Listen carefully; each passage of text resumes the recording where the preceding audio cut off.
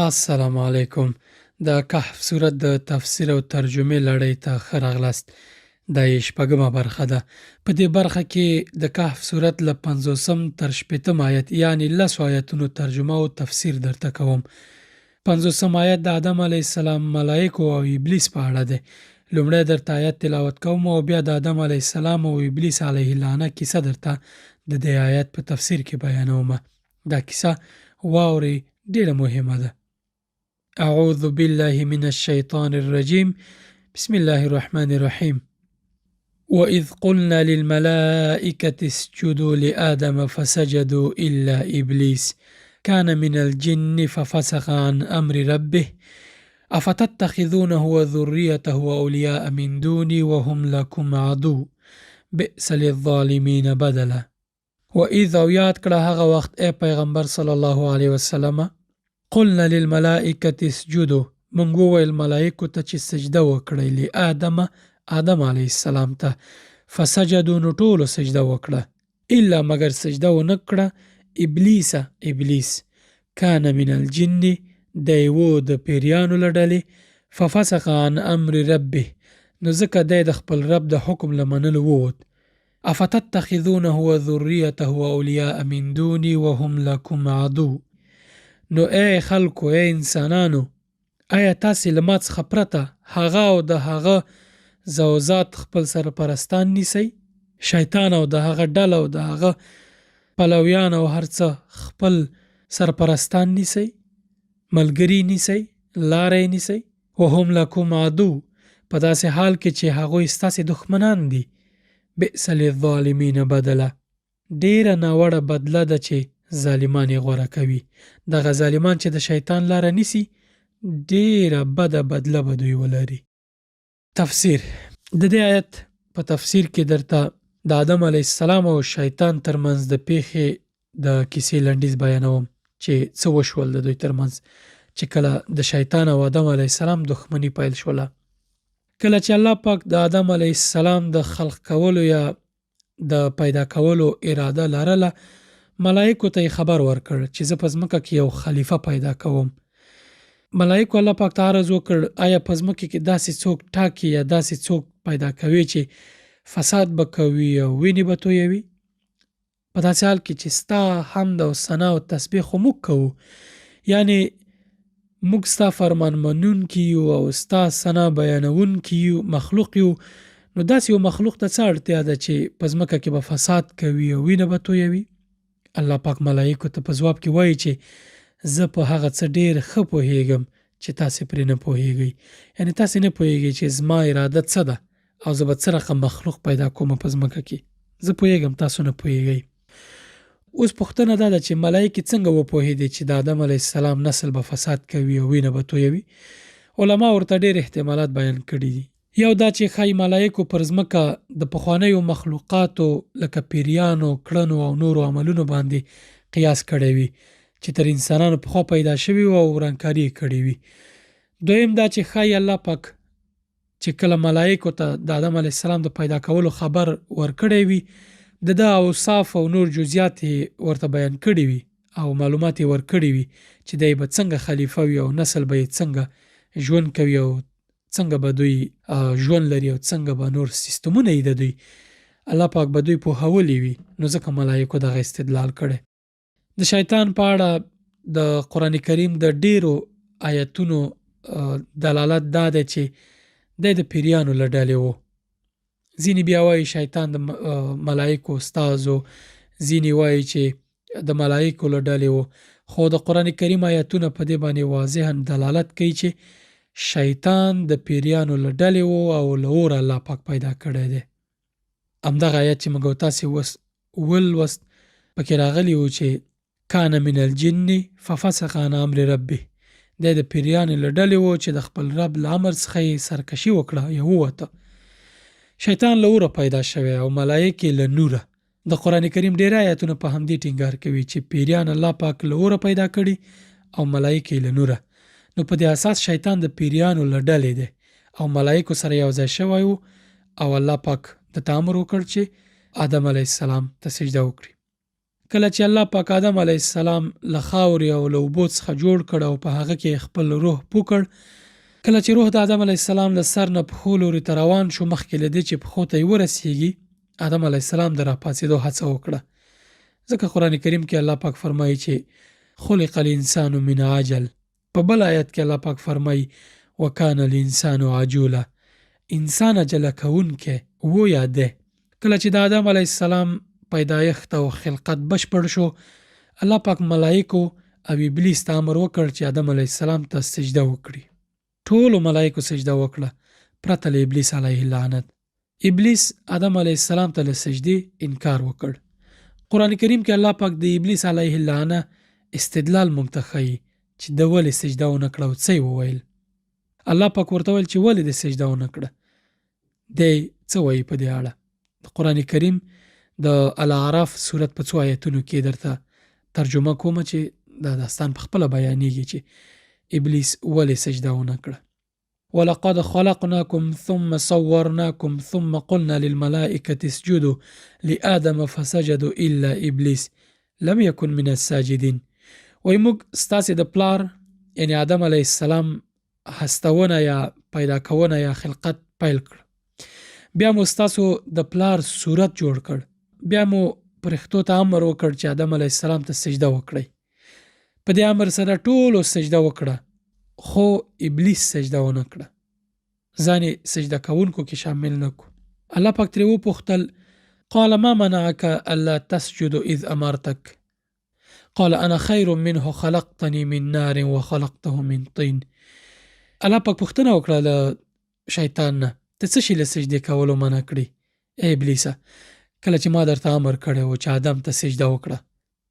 شیطان وایي انا خیر منه خلقتني من نار وخلقته من طين، زه له هغه نه غوره یم، تا زه له اوره پیدا کړی یم او هغه دې له خټې نه پیدا کړی. ده ته ځان بهتر ښکارېدو.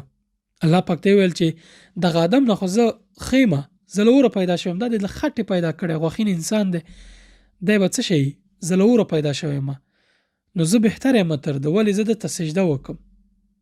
الله پاک ورته وویل قال اهبط منها فما يكون لك ان تتكبر فيها فاخرج انك من الصاغرين. الله پاک ورته وفرمایل نو ته له دې ځایه کوز شه، له دې مقام کې چې دا کوم ځای کې چې ما تا ته ځای درکړی ټاکلی مې، ته له دې ځایه کوشه، ته حق نه لرې چې دلته لویي او غرور وکړي، ووځه چې ته په حقیقت کې له هغو کسانو څخه یې چې په خپله رسوایي غواړي. اوس نو شیطان زاری کوي الله پاک ته چې قال انظرني الى يوم يبعثون، ای ربه ما ته تر هغې ورځې پورې مهلت راکړه چې دا ټول دوهم ځل راپاڅول شي. یعنې دغه انسانان چې تا پیدا کړل دا ټول به مري تر هغې چې بیرته راپاڅېږي، یعنې تر قیامته پورې ما ته مهلت راکړه. د څه شي مهلت؟ د زړه ډکو انسان له امله دی وشړل شو، په داسې سرنوشت اخته شو، په داسې برخلیک اخته شو چې بدبخته شو، نو اوس دی مهلت غواړي چې خپل قصد واخلي. الله پاک ورته وایي قال انک من المنظرین. الله پاک د شیطان دعا قبلوي، انسان خو لا پرېږده، ویل زه مهلت دی درته، یعنې الله پاک ابلیس ته وویل چې زه دا سوال دی ومنل شو، تر قیامته پورې درته مهلت دی، زه وګورم ته څه کولی شي، ته څه کې. اوس شیطان په دې بسنه نه کوي، کله چې دعا قبول شوه بیا څه وایي الله پاک ته اوس چې دعا یې قبول کړه. استدلال ګوره، شیطان له آدم او له اولادونو سره دښمني اعلانوي. قال شیطان وویل فبما اغویتنی لاقعدن لهم صراطک المستقیم. نو څنګه چې تا زه په ګمراهۍ کې اخته کړی یم، زه به هم اوس ستا د سمې لارې په سر باندې دغو انسانانو ته کینم، یعنې له دوی سره زما دښمني اعلان شوه، ستا له لارې به یې بېلارې کوم او د ځان په سرنوشت به یې اخته کوم، ځکه د همده له امله زه له خپل مقام نه وشړل شوم او په دې برخلیک اخته شوم. په دې بسنه نه کوي، نه یوازې دا چې له لارې نه بیاړئ ثم لآتینهم من بین ایدیهم ومن خلفهم وعن ایمانهم وعن شمائلهم ولا تجد اکثرهم شاکرین. بیا له وړاندې او له شانه، له ښي خوانه او له چپ خوانه او له هرې لورې به یې راایسار کړم او ته به د دوی زیاتره شکر ویستونکي ونه مومې، یعنې بېلارې کوم یې، ستا له لارې یې بېلارې کوم. الله پاک ورته وفرمایل قال اخرج منها مذءوما مدحورا لمن تبعك منهم لأملأن جهنم منكم أجمعين. الله پاک ورته وفرمایل له دې ځایه سپک او رټل شوی ووځه، باور ولره چې له دوی څخه چې څوک ستا پیروي وکړي ستا په شمول به له هغو ټولو نه دوزخ ډک کړم. یعنې دغه انسانان چې ما پیدا کړي او زما پر ځای ستا لاره غوره کوي او زما په دومره احسانونو سترګې پټوي، سره له دې چې ما دوی ته ویلي چې شیطان ستاسې رښتینی دښمن دی، ښکاره دښمن مو دی، که دوی بیا هم ستا پیروي کوي تا او ستا لارویان به ټول دوزخ ته ځي او دوزخ به زه له تاسو ډکوم. کله چې شیطان دغه قسم وکړ چې انسان به تباه کوي او د ځان په برخلیک به یخته کوي، الله پاک ورته وایي چې ته که زما بندگان خطا باسي ورځه دا کار کوه، خو زه به دوی ته بخښنه کوم، او که ستا لاره یې همیشه تعقیبوله او توبه یې نه ویستله دوزخ به له تا او له ستا له لارویانو ډک کړم. الله پاک آدم علیه السلام ته یوه جوړه بیبي حوا پیدا کړه. دواړو ته یې امر وکړ چې جنت کې هستوګن شي. الله پاک ورته فرمایي ویا آدم اسکن انت وزوجک الجنة فکلا من حیث شئتما ولا تقربا هذه الشجرة فتکونا من الظالمین. او ای آدمه ته او ستا مېرمن دواړه په جنت کې اوسېږئ، هر چیرته چې هر شی ستاسې زړه غواړي خورئ، خو دغې ونې ته نږدې مه ورځئ، که نه نو له ظالمانو څخه به وشمېرل شئ. کله چې آدم علیه السلام او بیبي حوا جنت کې هستوګن شول، الله پاک ورته هر څه حلال کړي وو، خو له یوه شي یې منع کړي وو چې هغه به نه خوري. د دغې شي په اړه روایتونه مختلف دي، ځینې وایي غنم و، ځینې وایي سنبل و، ځینې وایي نور شی نه و، خو الله پاک ته ښه معلومات دی چې دغه څه شی و. خو یو شی و چې یو خوراک و چې الله پاک آدم علیه السلام د هغې او بیبي حوا له هغې منع کړي وو، او دا د الله پاک امتحان دی. کله چې دوی جنت ته لاړل، شیطان لاس په کار شو او خپله دشمني یې پیل کړه. شیطان دوی ته وسوسه اچوله تر هغې چې همغه منع شوی شی یې پرې وخوړ. ځینې روایتونو کې راځي چې شیطان به د جنت دروازې ته نږدې ورتلو او آدم علیه السلام ته به یې ویل چې دغه منع شوی شی وخورئ، او ورته ویل به چې زه ستاسې خیرخوا یم، او قسمونه به یې ورته کول. ورو ورو یې هغه دواړه دې ته قانع کړه چې دغه شی وخوري. همدا چې منع کړی شوی شی وخوړ، له دوی نه هغه جنتي لباس وغورځېد چې دوی پرې پوښل شوي وو. دوی ورخطا شول او د جنت د ونو پاڼو نه یې چې ځینې روایتونو ته راځي چې د زیتون پاڼې وي ځانونه یې پټ کړل. په دغه وخت کې الله پاک پر دوی باندې غږ وکړ چې آیا ما تاسې د دې شي له خوراکه نه وی منع کړي او نه مې و درته ویلي چې شیطان ستاسې ښکاره دښمن دی؟ په تفسیر کې راځي چې آدم علیه السلام الله پاک ته وویل چې بالکل ای ربه، خو شیطان ستا په نوم قسم کوو، ستا په نوم چې څوک قسم کوي څنګه به دروغ ووایي؟ بیا آدم علیه السلام الله پاک ته زارۍ پیل کړې چې ویې بخي او توبه یې قبوله کړي. الله پاک یې توبه قبوله کړه، خو ورته یې وویل چې ټول ښکته شئ، ته، بیبي حوا، شیطان او نور هغه مخلوق چې الله پاک ځمکې ته رالیږل ټول یې له ځمکې راښکته کړه چې له جنته ووځئ ځمکې ته ښکته شئ او تاسې به تر قیامته په دغه ځمکه کې اوسېږئ. په همدغه ځمکه کې به ستاسې ژوند او مرګ وي او له همغه ځایه به بیرته راویستل کیږئ. د روایتونو په بنسټ آدم علیه السلام هند کې او بیبي حوا سعودي کې راښکته کړای شول او بیا دواړه سره یو ځای شول. شیطان هم راښکته کړای شو او له همغه ځایه د دوی ترمنځ دښمني شروع شوه او تر قیامته به دا دښمني روانه وي. اوس راستنیږو د کهف سورت د آیتونو تفسیر او ترجمې ته. 50 آیت خو مې درته ترجمه کو چې الله پاک پکې فرمایي وَإِذْ قُلْنَا لِلْمَلَائِكَةِ اسْجُدُوا لِآدَمَ فَسَجَدُوا إِلَّا إِبْلِيسَ كَانَ مِنَ الْجِنِّ فَفَسَقَ عَنْ أَمْرِ رَبِّهِ وَإِذْ قُلْنَا لِلْمَلَائِكَةِ اسْجُدُوا لِآدَمَ فَسَجَدُوا إِلَّا إِبْلِيسَ. یاد کړه هغه وخت ای پیغمبر صلی الله علیه وسلم چې کله موږ پرښتو ته وویل چې آدم علیه السلام ته سجده وکړئ، نو هغوی سجده وکړه الا ابلیس، مگر ابلیس سجده ونه کړه. کان من الجن، دی له پیریانو و، د پیریانو له ډلې و. ففسق عن امر ربه، نو دی د خپل رب له امر نه ووت. افتتخذونه وذریته اولیاء من دوني، آیا تاسې له ما څخه پرته هغه او د هغه ذریه یا زوزات خپل سرپرستان نیسئ؟ وهم لکم عدو، په داسې حال کې چې هغوی ستاسې دښمنان دي. بئس للظالمین بدله، ډیره ناوړه بدله ده چې ظالمان یې غوره کوي. یعنې د شیطان لاره چې ظالمان نیسي دا ډیره بده بدله ده دوی ته، چې دوزخ ته به یې ټول یو ځای خپل هغه چا سره چې دوی یې لاره تعقیبوله یا شیطان سره یو ځای ځي او الله پاک به دوزخ له دوی ډکوي. د کهف صورت بل آیت کې عمومي موضوع بیانېږي د کهف سورت یو 50 آیات. ما اشهدتهم خلق السماوات والأرض ولا خلق أنفسهم وما كنت متخذ المضلين عضدا. ما اشهدتهم خلق السماوات والأرض. الله پاک فرمایي ما د اسمانونو او ځمکې د پیدا کولو په وخت کې هغوی یعنی هغه شیطانان یا نور چې تاسې د الله پاک سره شریکان نیولي نه و رابللي. ولا خلق انفسهم او نه مې په خپله د هغو په پیدایښت کې هغوی شریک کړي وو. وما كنت متخذ المضلين عضدا. زما کار دا نه دی چې ګمراه کوونکي خپل مرستیالان وګرځوم. یعنی ما د ځمکې په خلقت کې د دوی په خپله په خلقت کې نه دوی او نه د هغوی شریکان یا نور چې هغوی رابللي هغه ما په شریکان کړي نه وو او نه دا زما کار دی چې ګمراه شوي خلک خپل شریکان وګرځوم. ضرورت نشته الله پاک ته د دې چې څوک ځان سره شریک ونیسي، ځکه په هر څه باندې توانا او قادر دی. ويوم يقول نادوا شركائي الذين زعمتم فدعوهم فلم يستجيبوا لهم وجعلنا بينهم موبقا.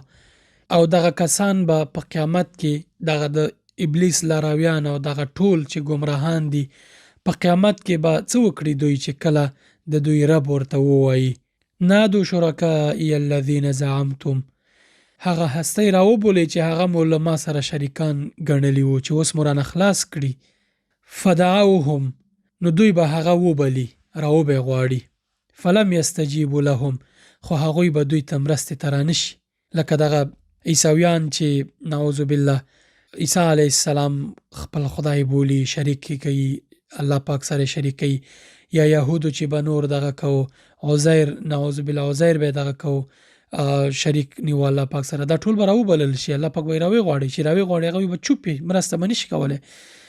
فلم یستجیبوا لهم، خو هغوی به د دوی مرستې ته رانشي. وجعلنا بینهم موبقا، او موږ به د هغو په منځ کې د تباهۍ همدا یوه کنده شریکه کړو. د دوی په منځ کې بوتان او هر څه چې دوی شریکان نیولي وي، هغوی چې په خپله شرک کړی وي یا د شرک کوونکو لارویان، ټولو منځ کې به موږ د تباهۍ یوه کنده شریکه کړو چې دوزخ دی.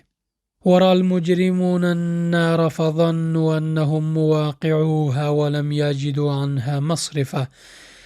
ورأى المجرمون النار، ټول مجرمان به په هغه ورځ اور وویني. فظنوا أنهم مواقعوها، او دوی به دا ګمان وکړي چې اوس هغوی په هغې اور کې لویدونکي دي. ولم یجدوا عنها مصرفا، او هغوی به له هغه څخه د ژغورل کېدو د هیڅ پناه ځای ونه مومي.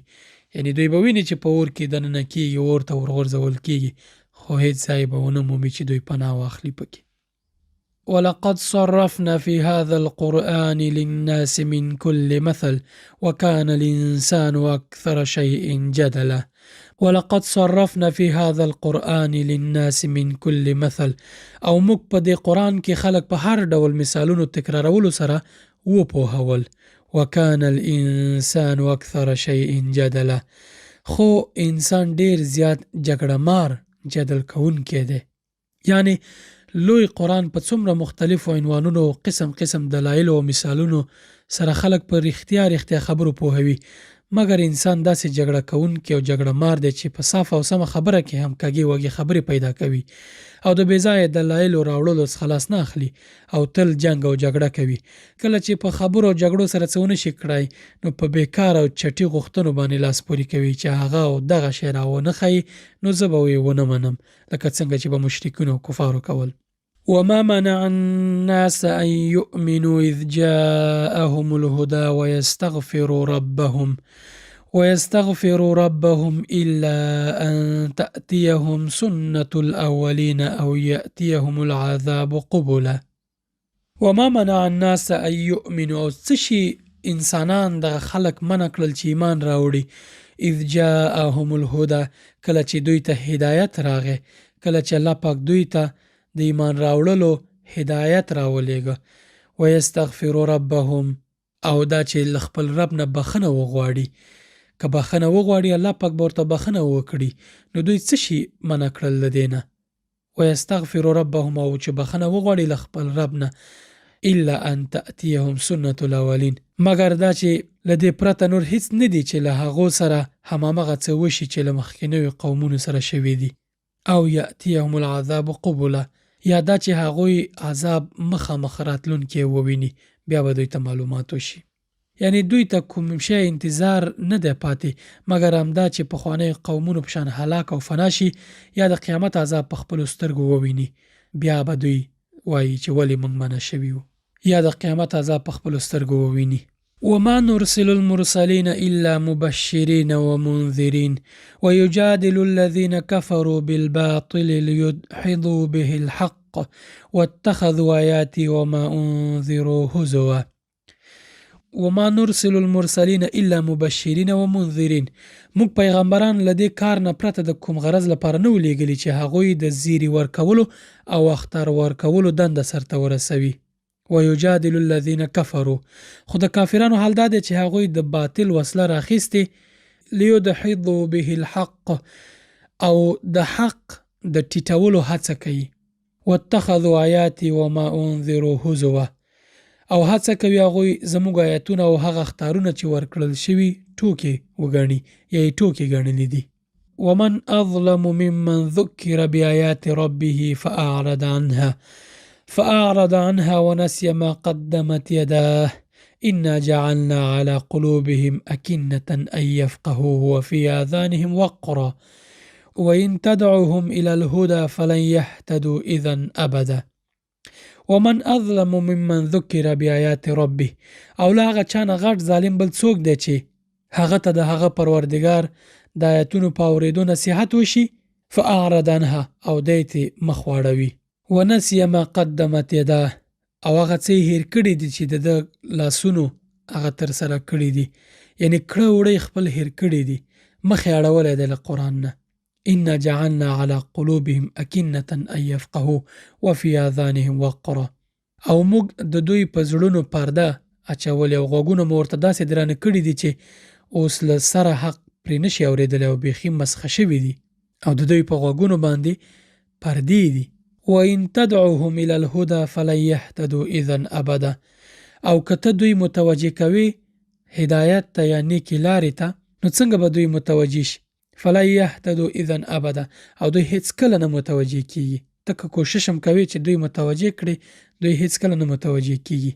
یعنی کله په هیره هم داسې یو خیال ورته پیدا نشو چې د حق تکذیب او استهزاء او تمسخر هغه ذخیره چې دوی وړاندې لیږلي یا هغه ګناهونه چې دوی له ځانه مخکې لیږلي دي د هغې سزا به وویني.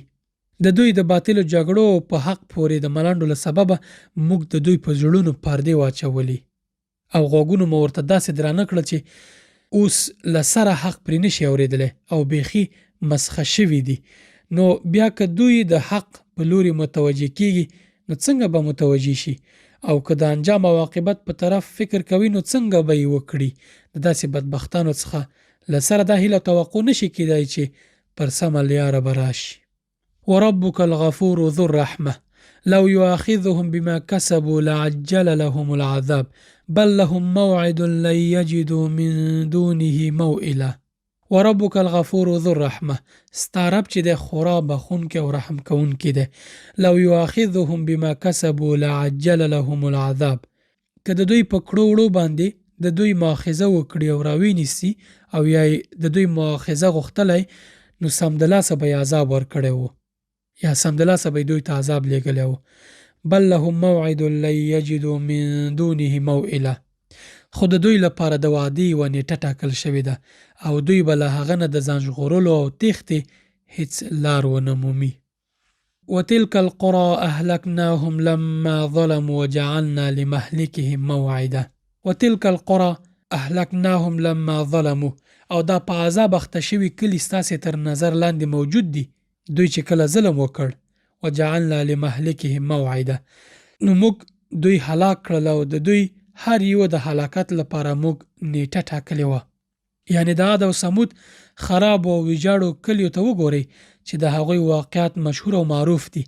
کله چې دوی ظلم او تیری وکړ نو څنګه په خپل معلوم وخت تباه او برباد کړی شول. همداسې نور تاریخ کې د دوی ټولو داستانونه شته او د دوی سیمې او ځایونه معلوم دي. همداسې تاسې ته هم ویره پکار ده چې په معلوم وخت کې تاسې د الله تعالی له عذابه هیڅ چیرې پناه نشئ اخیستی او نجات نشئ پیدا کولی. دا 950 آیت. 80 آیت کې بیا د موسی علیه السلام او د خضر علیه السلام کیسه شروع کیږي چې هغه به د کهف سورت په 2مه برخه کې تاسو ته بیان کړم ان شاء الله. په دې هیله چې دغه قرآني آیتونه چې موږ لولو زموږ په ژوند کې بدلون راولي، همداسې چې اورو عمل هم پرې وکړو او یو لطف بل وکړئ چې نور ملګرو ته هم دغه پیغام ورسوئ، دا ویډیو ورسره شریکه کړئ ترڅو په دغه ثواب کې تاسې هم شامل شئ. نور مو په الله پاک سپارمه. خوشحاله او آرامه ژوند ولرئ له خپلو کورنیو سره. السلام علیکم ورحمة الله وبرکاته.